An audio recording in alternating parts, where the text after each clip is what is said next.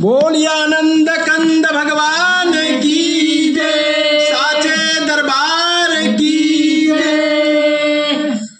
बंदौ गुरुपद कंज कृपा सिंधु नर रूप हरि,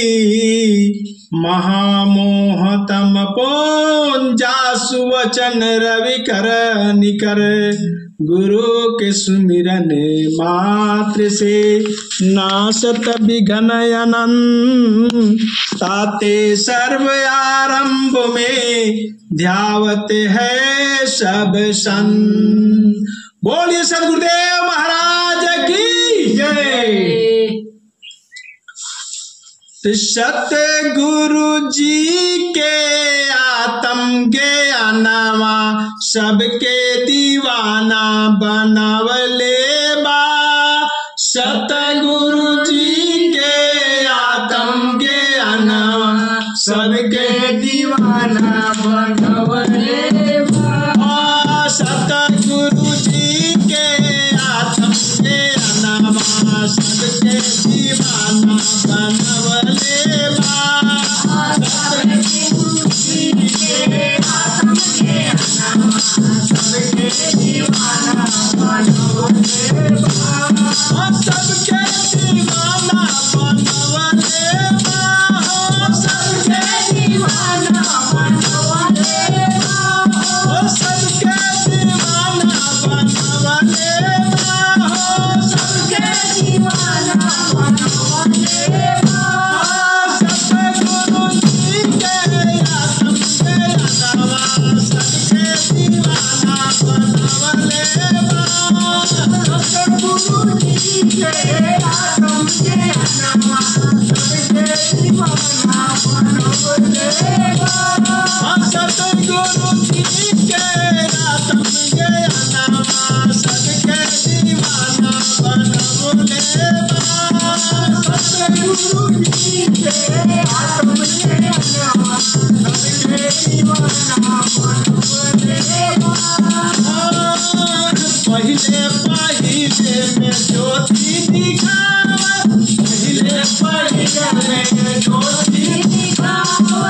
गुप्त नाम घट में बतलावा,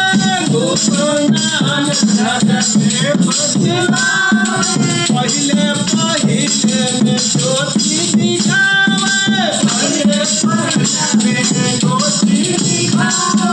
गुप्त नाम घट में दर्शावा, गुप्त नाम घट में दर्शावा, वेदों के सार बतौले भाव, वेदों के सार बतौले भाव, सतगुरु जी के आत्म ज्ञानवा सबके दीवाना बनावले बा, सतगुरु जी के आत्म ज्ञानवा सबके दीवाना बनावले बा,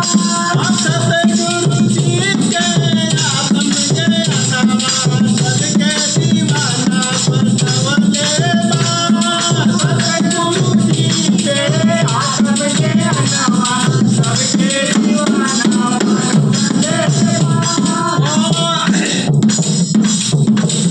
अनहद के धूनी घट ही में जानी, अनहद के धूनी घट ही में जानी, अनहद के धूनी घट ही में सोनी, अनहद के धूनी घट ही में सोनी, अनहद के धूनी घट ही में सोनी, अनहद के धूनी घट ही में सोनी, संतों के बानी घट ही में जानी, संतों के बानी घट ही में जानी,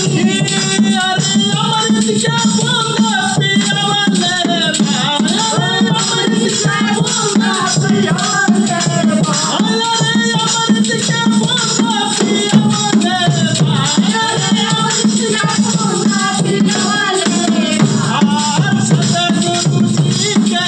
आत्म ज्ञानवा